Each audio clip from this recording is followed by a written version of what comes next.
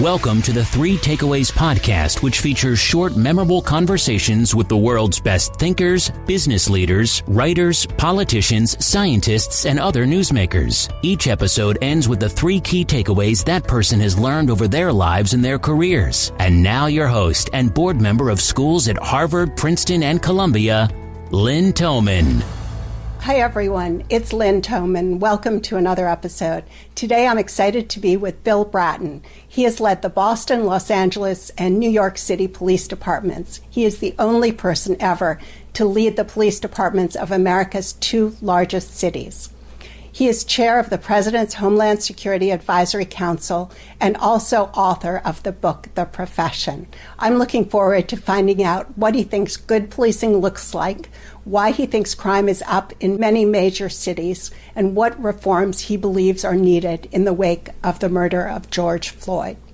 Welcome, Bill, and thanks so much for our conversation today. And thank you also for your service as a policeman and as police commissioner. Thank you. Pleasure to be with you and your audience. Throughout your career, Bill, you've rejected the idea that crime rates are driven up or down by larger societal and economic forces. Police, you have said, are the deciding factor. And after years of declines, violent crime is rising again in New York, Los Angeles, and elsewhere. Why do you think that is? That's the subject of great debate among politicians on the left and on the right, among police leaders, among academics, community leaders, many representatives from the many movements in the country. My own perspective is that some of it is coronavirus related. Court system effectively shut down throughout the country for a year. Our criminal justice system, which had been fraying in the year before that in terms of a significant number of progressive district attorneys coming into office who were seemingly at times working against the police instead of with them, legislatures in many states and communities that were passing a lot of criminal justice reform laws, some of which were intended to reform the behavior of police, some which were intended to reform bail reform systems that needed to be reformed. Those were factors. We also have the history of this country and its love of guns, 400 million guns, which are getting easier to acquire rather than more difficult to acquire. We just cannot seem to get our act together on how to control the gun problem in the United States. And in this past year, those guns have oftentimes been in the hands, no matter how they've been acquired, in the hands of gang members. So much of the violence you're seeing in the United States at the moment is primarily in minority communities, which unfortunately have so many of the major gang problems in our country. Most of the victims are minorities also.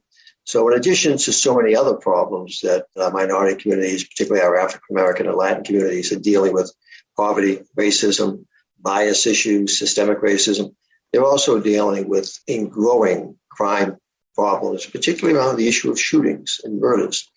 And nobody has come up with an answer yet, as we're about 1 year into this new virus that was building during the coronavirus. But as the coronavirus was coming out of control, this virus suddenly exploded on the American scene. What does good policing look like?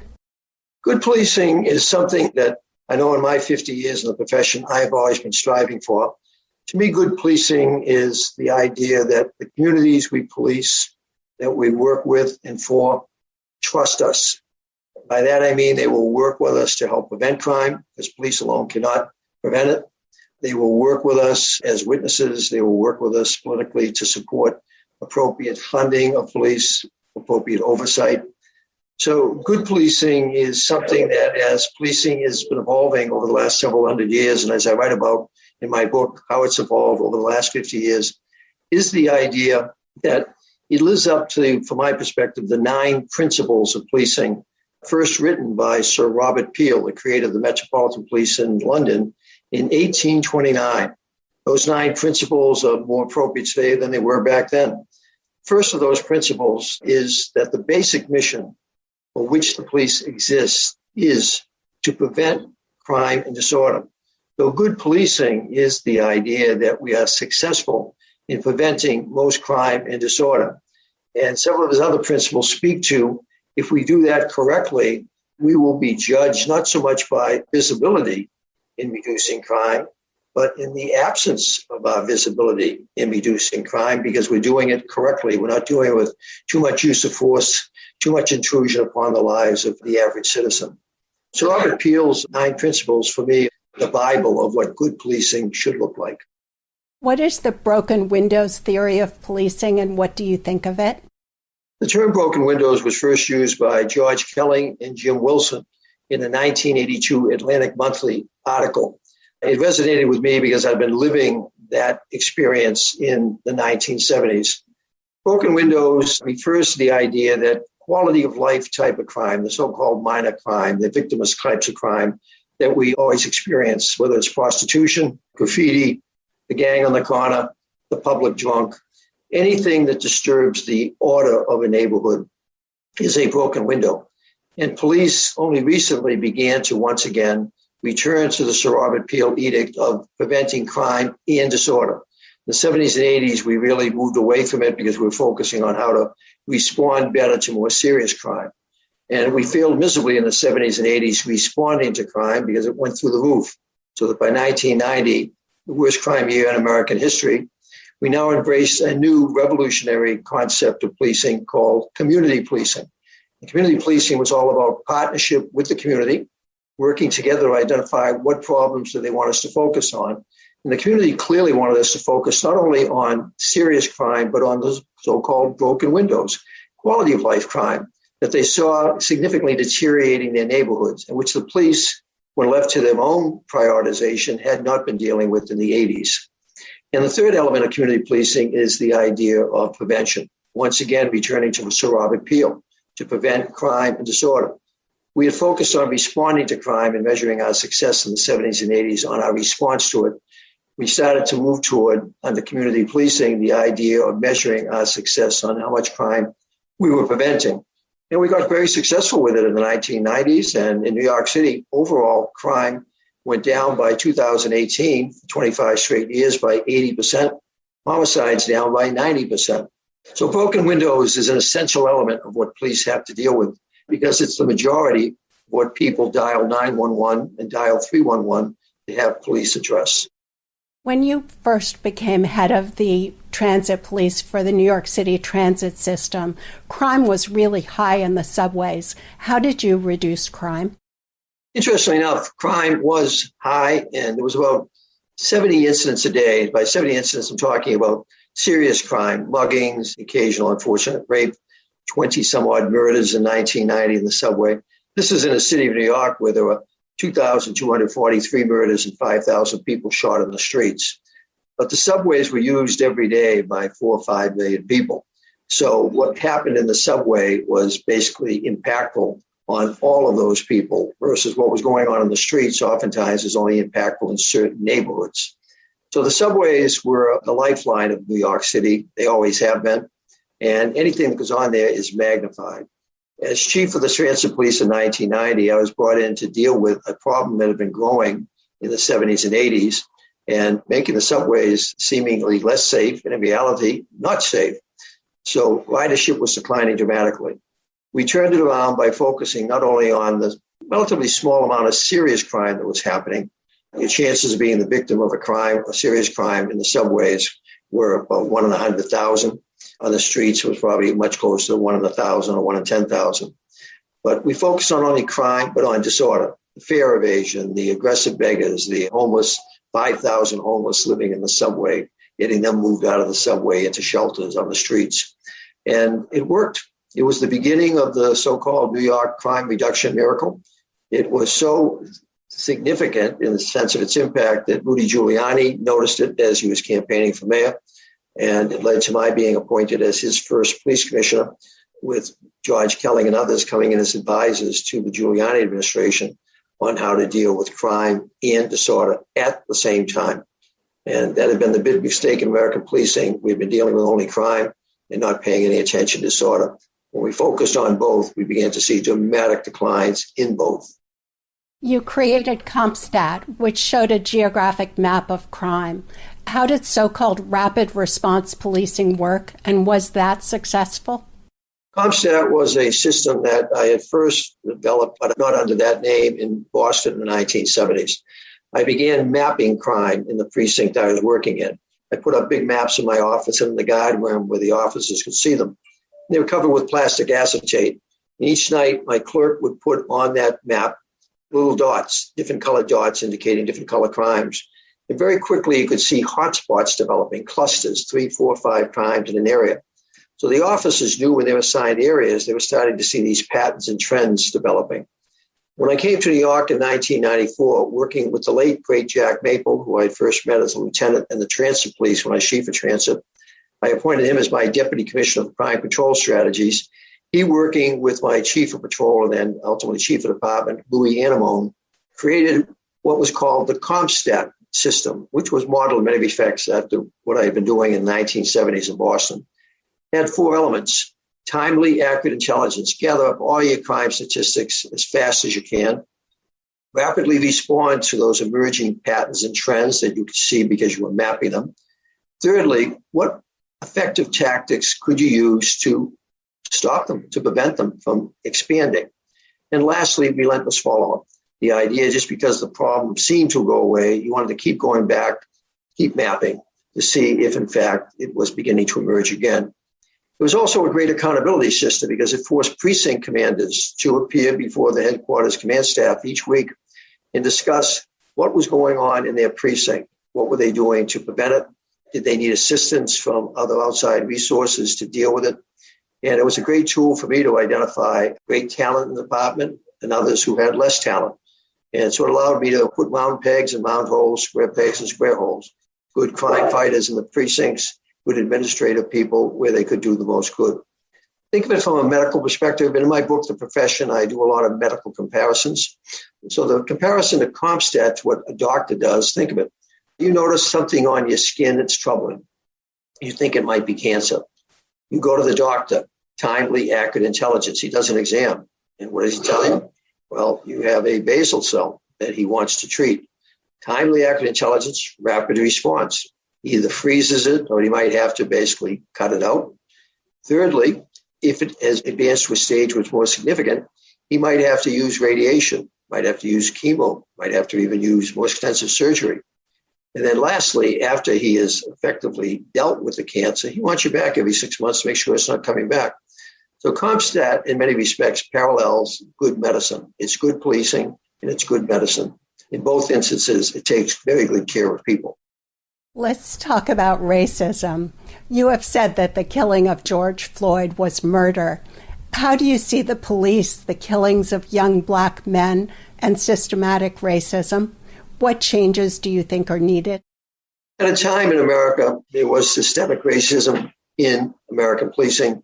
You only have to go back to Jim Crow South and the various laws that were enforced for 100 years after slavery supposedly ended. Many northern cities, de facto segregation was reinforced by police activity.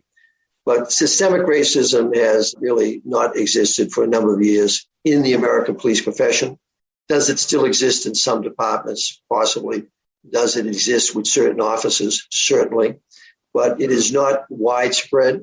That's my belief in the profession or in departments. The leadership of American policing has come a long way, as had the behavior of police. The death of young Black men at the hands of police. Police every year take several thousand lives during the course of their duties, in the course of making 10 million arrests a year. Those deaths usually occur when people are resisting arrest for whatever reason. About 1,000 of those deaths involve usually gunfire. About 18 African-American men, unarmed men, are killed every year in the United States by police. Out of 10 million arrests, about half of those arrests are African-Americans. So the number of deaths, considering the number of arrests and the resistance to arrest and the number of police in the United States, almost 700,000 police, statistically, the number is small.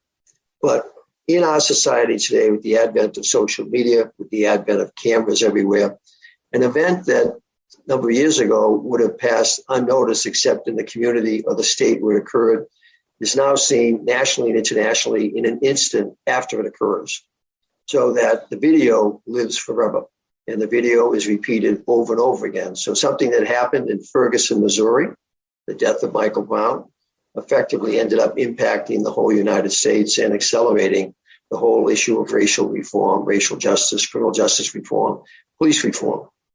So when I talk about the issue, I recognize that it is a significant issue, but that in many respects, statistically, numerically, it is significantly misrepresented and not fully understood.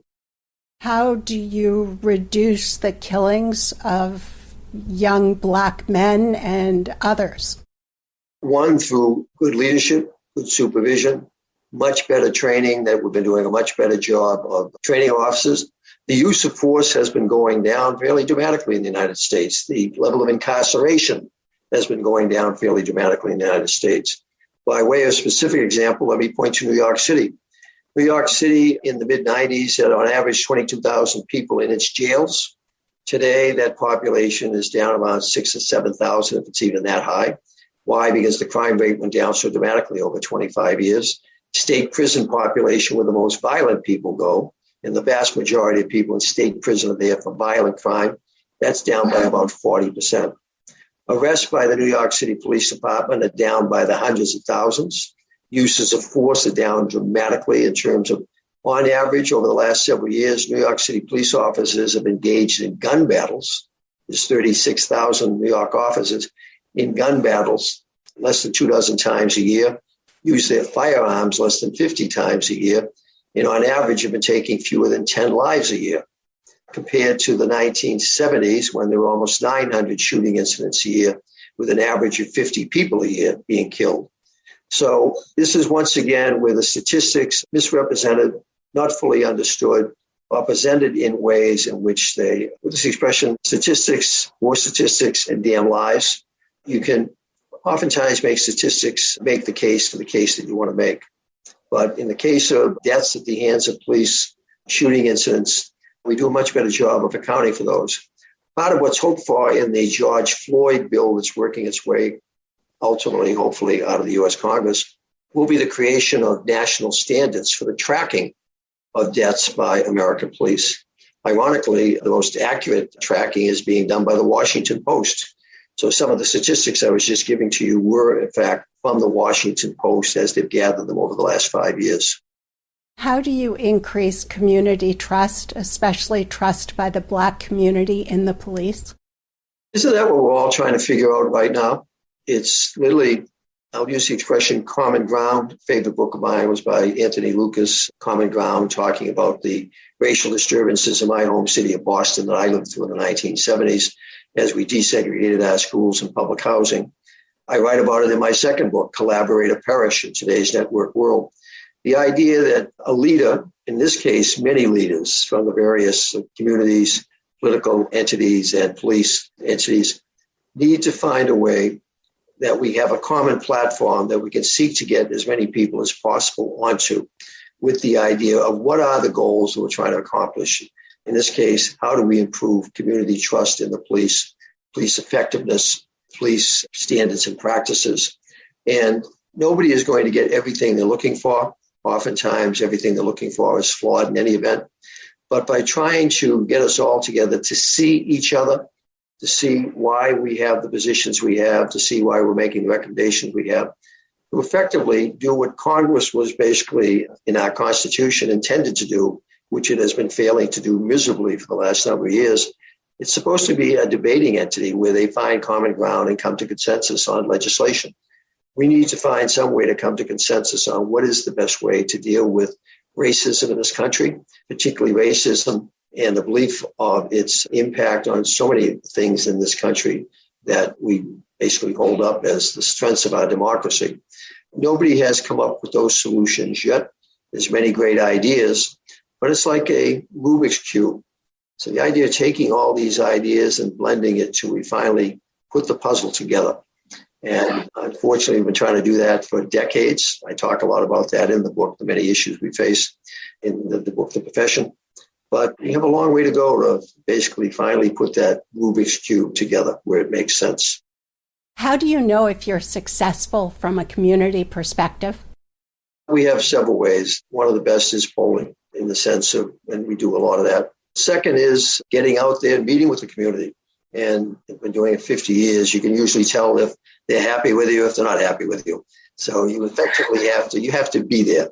Polls help, but nothing is better than actually being in the community to see it, touch it, and feel it. What is it that people don't know or would find surprising about the police?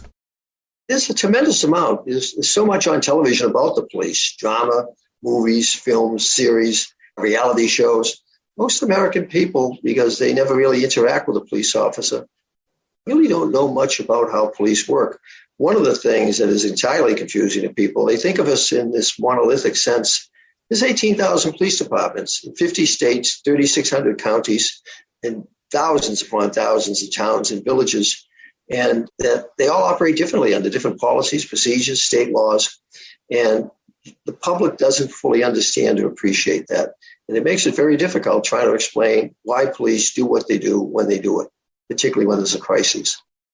Before I ask for the 3 takeaways that you'd like to leave the audience with today, is there anything else you'd like to mention that you haven't already discussed?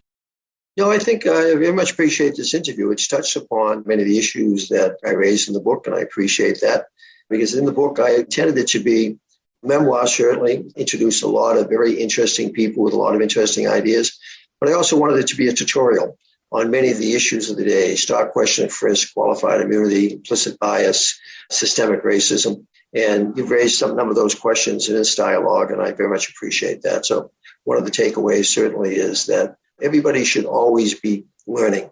Remember the Glenn Ross play about the salesman, and they will always be selling ABS? Well, the American public, I would hope they would always be learning. And in this time of stress between police and the public, always be trying to learn more about the police. And so we can all see each other better than we have done in the past. And what are your other 2 takeaways? One is the idea of optimism. I'm an optimist. I'm in a profession that's known for cynicism, but I'm an optimist. And I'm an optimist because I've seen great success with many of the ideas that I've been able to bring into the profession and the ideas that so many others I've worked with that have brought in. And we were having great success up until 2018 and 19. We need to take a close look at what went wrong and how do we fix it going forward. And I'm an optimist that we, in fact, can fix it. 1990, nobody thought we could really do much about crime in America, and we did something about it.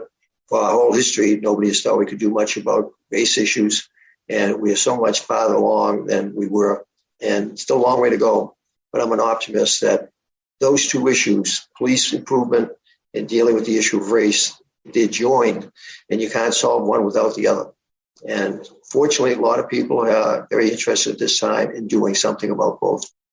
And your last takeaway? Last takeaway is that I'm excited about the 21st century, that there's so much right now in terms of tensions, political issues around race, problems around the world, but we are so much better informed than we were, although the problem is now that the creation of the internet, social media, people are much more biased in many respects. The United States is so significantly divided, maybe more so than any time in our history since before the Civil War. But if we use the mediums correctly that are able to convey information, my takeaway is that we can use something right now is causing us so many problems, and that's the ability to communicate with each other so easily and so instantly that we can figure out how to deal with the many frustrations and tensions and issues that we have been dealing with. That's the optimist in me. Thank you, Bill, for our conversation today. Thank you also for your service as police commissioner, and I very much enjoyed your book, The Profession. Thank you very much. It was great being with you and with your audience. If you enjoyed today's episode and would like to receive the show notes or get new fresh weekly episodes, be sure to sign up for our newsletter at 3takeaways.com or follow us on Instagram, Twitter, and Facebook. Note that 3takeaways.com is with the number 3. 3 is not spelled out. See you soon at 3takeaways.com.